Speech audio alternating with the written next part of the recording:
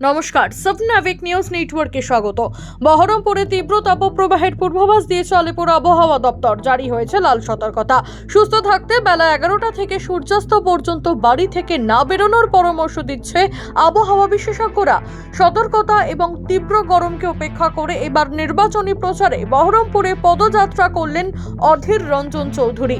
এদিন শনিবার সকালবেলা বহরমপুর লোকসভা কংগ্রেস প্রার্থী অধীর রঞ্জন চৌধুরী দলীয় নেতাকর্মীদের সাথে নিয়ে বাদ্যযন্ত্র সহযোগে বহরমপুরের খাগড়া চৌরাস্তা মোড় থেকে বর্ণাঢ্য শোভাযাত্রায় জনসংযোগ করলেন। গোটা বহরমপুর শহর পরিক্রমা করে বহরমপুর শহরের কুঞ্জজুঘাটা এলাকায় শোভাযাত্রা শেষ হয়।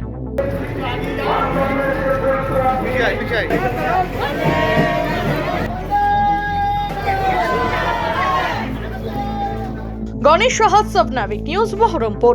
জয় হিন্দ।